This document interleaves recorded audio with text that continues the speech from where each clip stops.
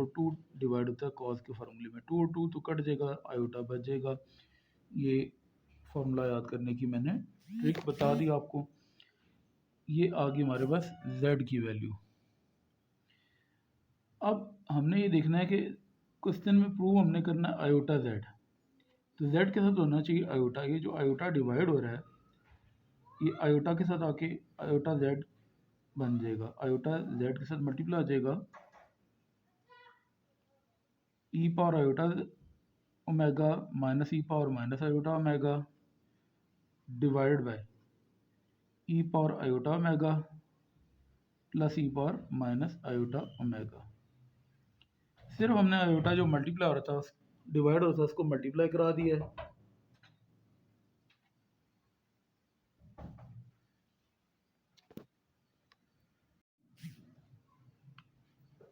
Next step क्या होगा, यहाँ पे हम लाइन लगा लेते हैं, सेपरेशन लाइन। किसी भी वैल्यू को हम 1 से डिवाइड कर सकते हैं। आयोटा z को 1 पे डिवाइड कर ली, इसकी रीज़न क्या है, देखिए आयोटा z के साथ क्या चाहिए हमें 1। ये आयोटा जो डिवाइड होता है z के साथ मल्टीप्लाई हो गया, आयोटा z बन गया आयोटा z, क्योंकि मेरी रिक्वायरमेंट थी। अब आयोटा z में 1 ऐड हो रहा है और 1 क्या हो रहा है, सब 1 में से आयोटा z सब्ट्रैक्ट हो रहा है, इसलिए किसी भी वैल्यू को 1 पे तो हम डिवाइड कर ही सकते हैं। ई power iota omega minus e power minus iota omega और divided by e power iota omega plus e power minus iota omega, ये हमने लिख दिया।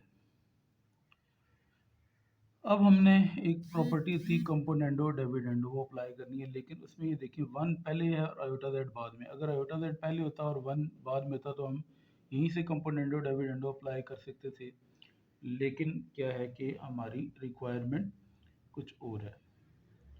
तो हम नेक्स्ट रिक्वायरमेंट की तरफ जा रहे हैं, उससे पहले एक छोटी सी चीज़ हमने उसका भी ख्याल रखना है कि यहाँ पे मेरे पास जगह नहीं है लिखने के लिए, तो मैं इसको क्या करूँगा, रिमूव करूँगा, फिर नेक्स्ट स्टेप की तरफ मैं क्या करूँगा, मूव करूँगा। नेक्स्ट स्टेप की तरफ मूव करने से पहले पहले मैं इसको ज़रा रिमूव करूँगा। तो नेक्स्ट स्टेप की तरफ हम आते हैं। जो मेरा पास नेक्स्ट स्टेप था वो ये था,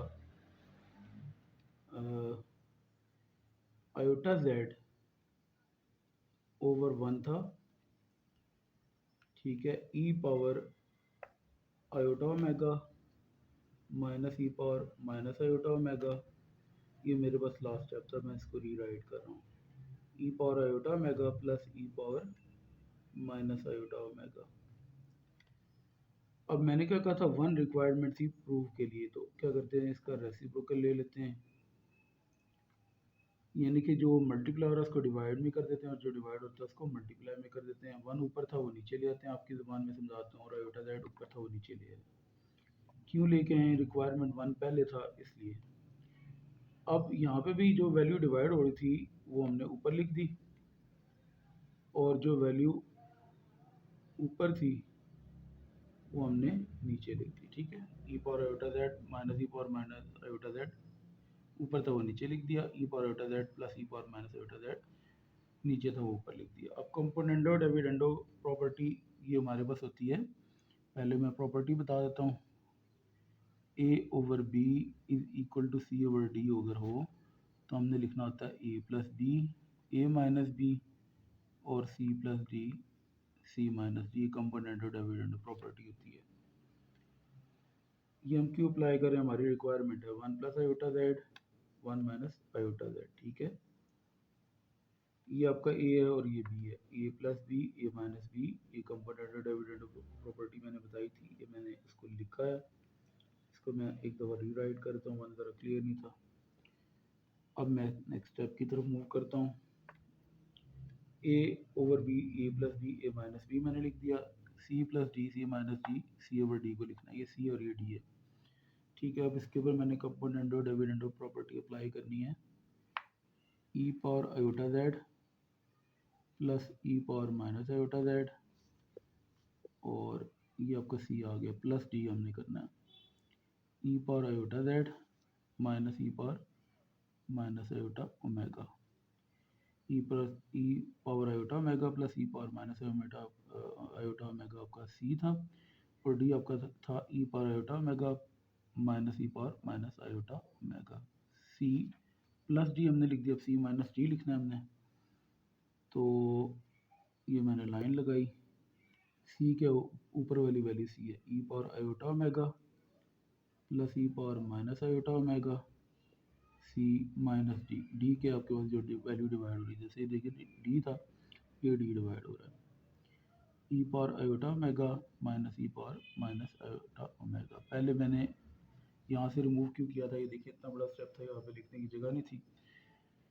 अब इसको हमने क्या करना है, सॉल्व करना है। ठीक है, ये कंपोनेंडो डिविडेंडो यहाँ पे प्रॉपर्टी मैंने लिखी थी, इसको मैं रिमूव करता हूँ। ठीक है, और यहाँ पे मैं नेक्स्ट स्टेप को सिंप्लीफाई करता हूँ, क्योंकि यहाँ पे लिखूँगा तो अगर आपको क्लियर नहीं होगा।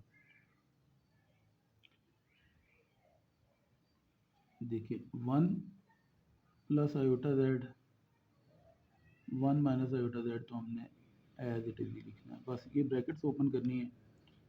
ई power iota omega plus e power minus iota omega plus center में, क्योंकि प्लस का साइन इसलिए वैल्यूज चेंज नहीं होंगी, वैल्यूज के साइन भी चेंज नहीं होंगे, ये हमने एज इट इज लिख दिया। E power iota omega minus e power minus iota omega, center में माइनस है तो ये साइन प्लस का था माइनस में चेंज होगा, ये माइनस का था प्लस में चेंज हो जाएगा। E power iota omega plus e power minus iota omega और minus e power iota omega और माइनस माइनस हो जाएगा plus e power minus iota omega. अब यहाँ पे देखते हैं कट क्या होता है, ये वैल्यू और ये वैल्यू कट हो जाएगी, क्योंकि एक वैल्यू प्लस की और एक माइनस की है। सेम यहाँ पे प्लस और ये माइनस की दो वैल्यूज कट हो जाएंगी। तो नेक्स्ट स्टेप आएगा 1 plus iota Z 1 minus iota Z, ये तो एज इट इज लिख देंगे। ये देखिए ई पावर आयोटा ओमेगा, ये भी ई पावर आयोटा ओमेगा, क्या हो जाएगा 2 टाइम्स ई पावर आयोटा ओमेगा। दो दफ़ा क्योंकि ऐड हुआ है तो 2 टाइम्स लिख दिया, ये भी 2 दफ़ा ऐड हो रहा है e power minus iota omega, तो ये भी 2 टाइम्स ई पावर माइनस आयोटा ओमेगा हमारे पास आ जाएगा। अब नेक्स्ट स्टेप सॉल्व करते हैं। ठीक है, नेक्स्ट स्टेप सॉल्व करने से पहले मैं रिमूव, तो नेक्स्ट स्टेप की तरफ मूव करते हैं। ये 2 और 2 आपस में कट हो जाएगा, 1 plus iota Z over 1 minus iota Z. ठीक है, जेड चले मैं सर लिख देता हूँ, ई पावर आयोटा ओमेगा, और ये जो minus e power minus iota ना, जब ये ऊपर आएगा तो इसकी पावर क्या हो जाएगी, उसका साइन चेंज हो जाएगा। E power iota omega minus के साथ था, ई पावर आयोटा ओमेगा ऊपर प्लस के साथ था, नीचे ई पावर आयोटा ओमेगा माइनस के साथ था। जब ऊपर आएगा तो इसकी पावर क्या हो जाएगी, प्लस। ई तो हमने एज इट इज लिखना है, आयोटा ओमेगा 2 दफ़ा ऐड हो रहा है तो 2 आयोटा ओमेगा हो जाएगा, 1 प्लस आयोटा जेड और 1 माइनस आयोटा जेड हमने एज इट इज़ लिख दिया। ई जब इस तरफ आता है, ये ई है, इस तरफ जब भी आएगा तो वो लॉग बन जाता है। ठीक है, ई जब इधर आएगा वो बन जाएगा लॉग, और यहाँ पे 1 प्लस आयोटा जेड और 1 minus iota Z as it is आएगा। ठीक है, जेड चले मैं ये सेंटर में लाइन नहीं लगाता। अच्छा, अब नेक्स्ट हम देखते हैं हमारे पास क्या बच गया था, ई इधर आके लॉग बन गया, 2 आयोटा ओमेगा हमारे पास इस तरफ बच गया था। ये 2 यहाँ पे मल्टीप्लाई हो रहा है, इस तरफ आके 2 डिवाइड हो जाएगा, log of 1 plus iota Z और 1 माइनस आयोटा जेड, ये आपके पास बच गया। और इस तरफ आपके पास रह गया ओमेगा। ओमेगा आपने क्वेश्चन में tan इनवर्स जेड को ओमेगा का नाम दिया था, तो ओमेगा की जगह पे tan इनवर्स जेड पुट कर दें और 1 over 2 iota log of 1 plus iota Z और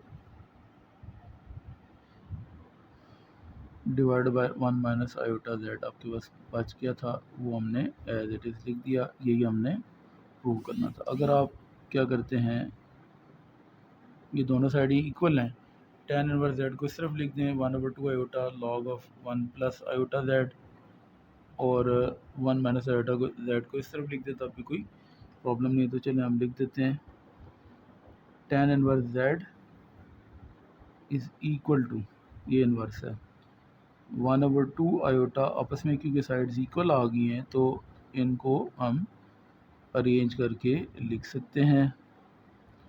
यही हमने प्रूव करना था, ये हमारा टारगेट हमने अचीव कर लिया। ठीक है, ये हमारा टारगेट था। बाकी ये मैंने पहले जो वीडियोस बनाई थी स्लाइड्स के ज़रिए बनाई थी।